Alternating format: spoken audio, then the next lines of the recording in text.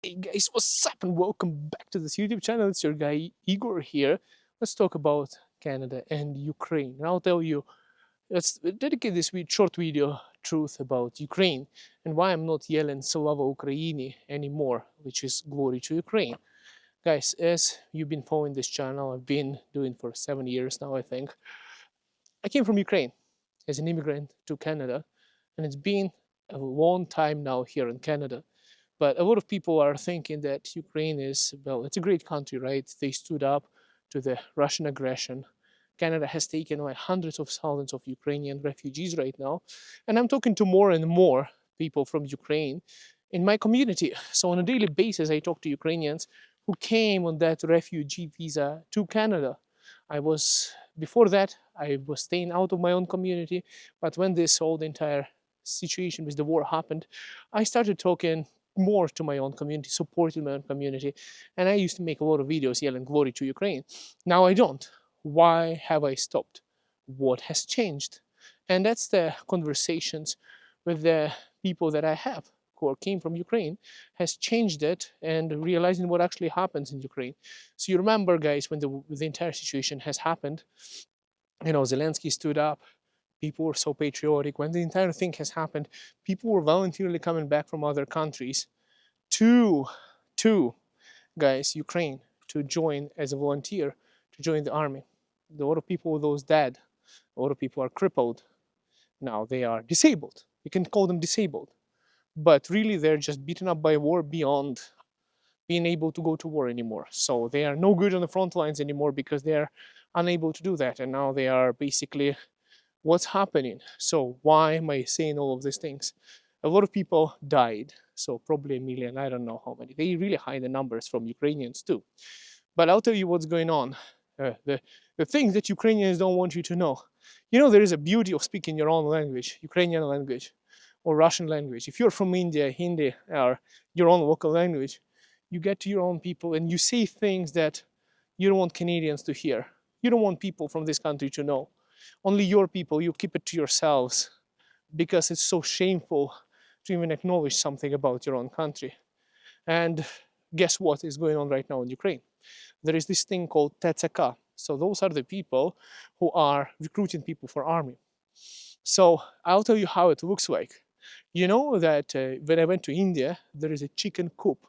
Like you go in India, there is a bunch of chickens. How you get yourself a nice fresh chicken in India is you go in and there is a cage full of chickens. And you choose which one is going to die tonight. So which one you're going to eat, right? You choose one.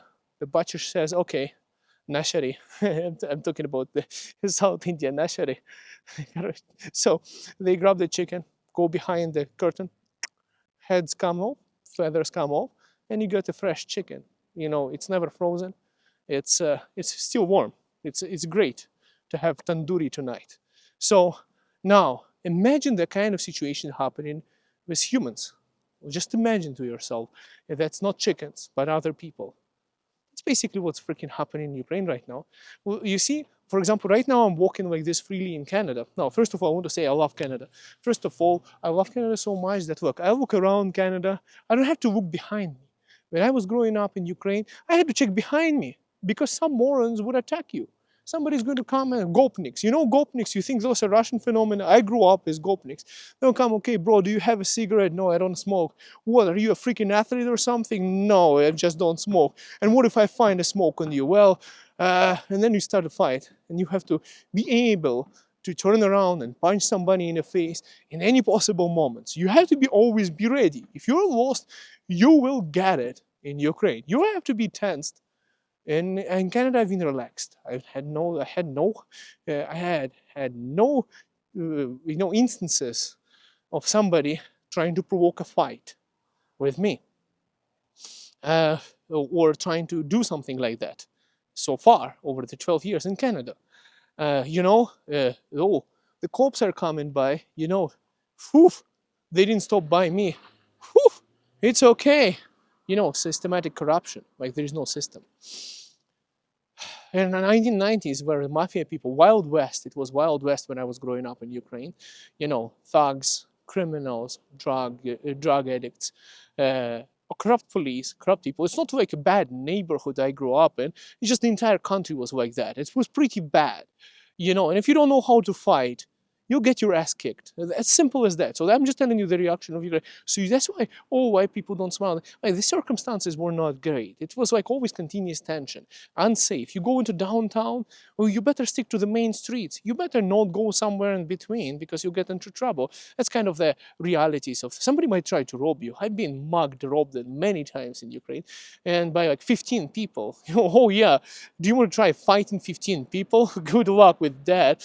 No, just take my money. What can I do? Like kids, literally by kids. Well, I was a kid too, but anyways, uh, yeah, it's pretty bad. You know, you can get beaten up by a crowd of people too. So yeah, that was like my childhood, growing up in a really nice, beautiful Ukraine that nobody knows about. Now, what's going on now is they have those TCK. So you're basically walking on a street right now. Let's say you're a man between the age of 25, maybe, or younger or older. You're walking, and like a minivan or a truck pulls up. A bunch of military formed people run out, grab you by your feet, by your hands, beat you up, load you into the car, and take you to a recruitment center. They force you to check your documents, but actually they force you, you know, abusing you, and they take you into an army so you can go and fight to protect Ukraine. So the reality of Ukraine, I'll tell you, like the stories that I've told, the Ukrainians told me, like a bus, transit bus going between the cities, and these people, military people, have a road stop, so they to check the documents, and they stop the driver. There is like 50 passengers in a bus, and they take him to the front lines, leaving the bus with the passengers waiting there. Yeah, so now if you're a passenger, you can become a driver. Somebody got to drive it. Oh, like freaking ridiculous. They kidnapping a person, and it's against the constitution of Ukraine. There is no legislation, so they're breaking the law, but the government allows it. So you have basically military dressed up guys. Some of them have guns, some of them not. I was just talking to a Ukrainian guy from my city. He's like, yeah, my father-in-law drives around with the shotgun, Igor. I'm like, oh, where did he get a shotgun? Well, there's plenty of guns in Ukraine right now, but he needs a shotgun. I was like, what's the case? Well, you know those people in military uniforms grabbing people? Yeah. So when they come to him, he pulls out a shotgun, and then they back off because they don't want to deal with that. They are afraid, right? They don't get shot. So like, wow, freaking Wild West. The stories that you will not hear on media, on TV, the stories that I hear out of Ukrainians or in Canada. I'm saying, so what happens if they catch you? Well, you better have 1,000 US dollars cash. They'll release you. Like, wow, so they're making a lot of money. Yeah, that's a huge corrupt scheme.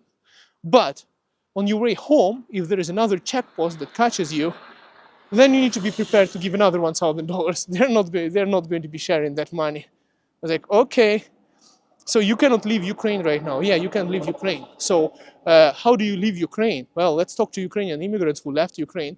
Well, it used to be $2,000 US dollars to leave Ukraine. I'm saying, so what's the fee now? They're like, it's 8,000. There is a price list, a corrupt price list of money. So if you want to leave, if you want to survive, you better have some cash in Ukraine right now. If you are, you know, if you don't have money, you don't get to leave in Ukraine. You don't leave Ukraine. You don't have the money to leave Ukraine. You don't have the money to give a bribe to the border people. They're not going to let you out. It's an $8,000 bribe right now. I'm just telling you a price list that Ukrainians are talking to each other here in Canada. How, guys, how freaking ridiculous is even I'm bringing this up on a YouTube channel? And this is I'm just telling you what's going on. I'm just translating you to English things that people who came from Ukraine don't want to be saying in English, because this is like, oh, this is like shameful to say something like that about your own freaking country, right? So it's not good. And but I don't find it shameful. I think that is what it is. People have to survive somehow. They, you know, like, you know, honestly, like, what are you going to do? Go to the front lines? And those people are violating constitution. It's what they're doing is illegal, grabbing their own citizens on the street. You're not allowed to do that. So they have no constitutional right for that. But you know, if you agree to go for recruitment, and they can make you. So Yeah, like there are means. They'll beat you up. They will interrogate you. They'll not give you food, water, hold you in inhumane conditions, bully you, lock you up, and send you. And if you're going to be resistant too much, they'll just send you straight to the front lines, and try to survive. So those are the things that are happening in Ukraine right now. So essentially, the people who are saying, democracy and stuff like that, it's not democratic at all. Honestly, guys, I'll tell you why I stopped saying this kind of like glory to Ukraine things is it's against my moral principles of human dignity and human rights. In my opinion, like people can disagree in the comments. People like to write nonsense in the comments, just to try to say something that would make them feel better about themselves. But those are just comments because those are not actions. Actions is the things that matter. Comments, they don't matter.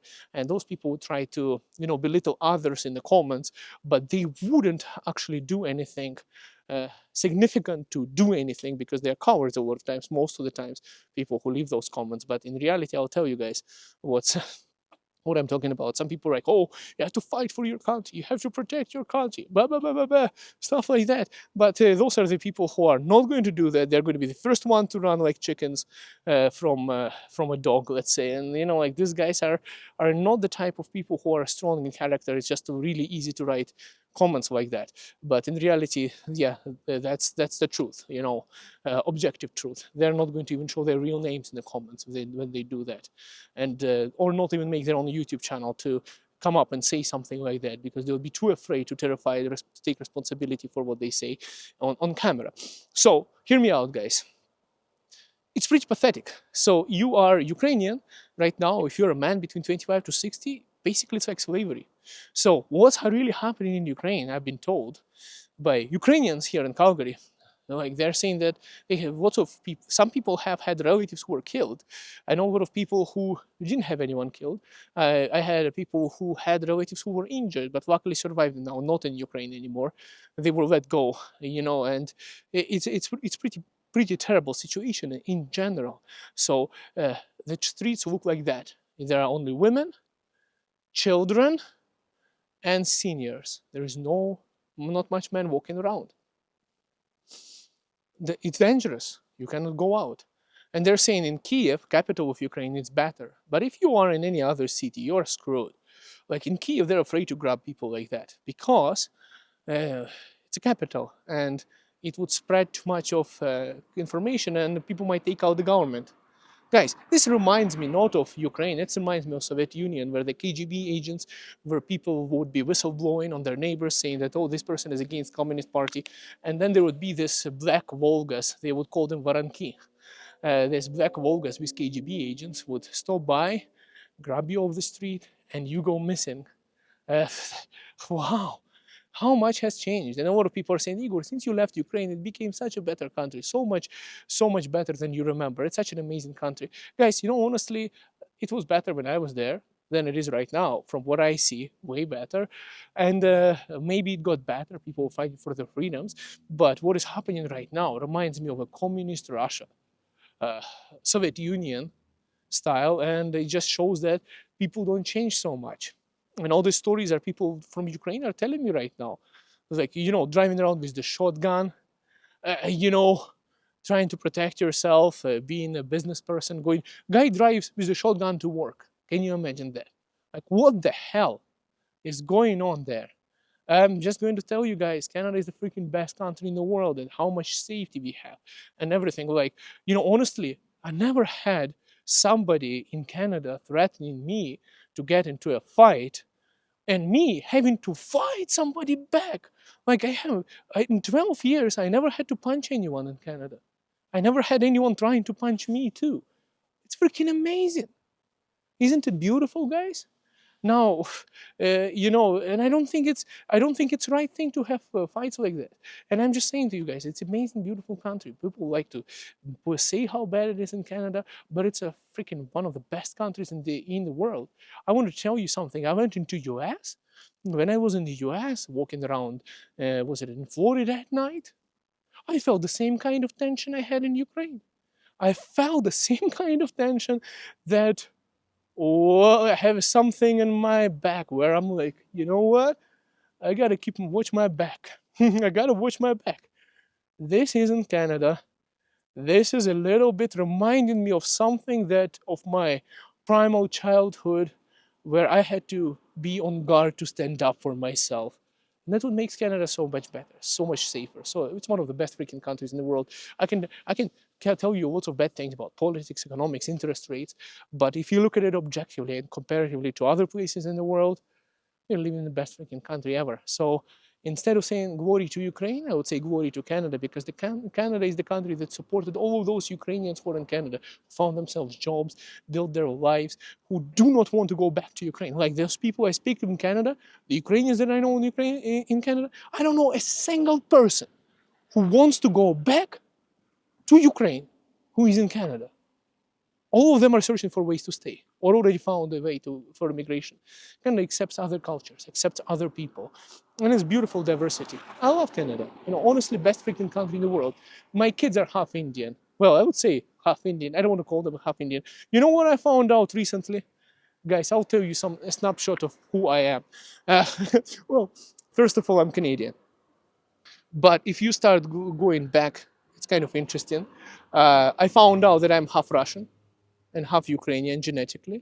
And from what I know, I could be 100% Jewish on top of it. My wife is Indian. And I spent my childhood growing up in the Middle East in Qatar. So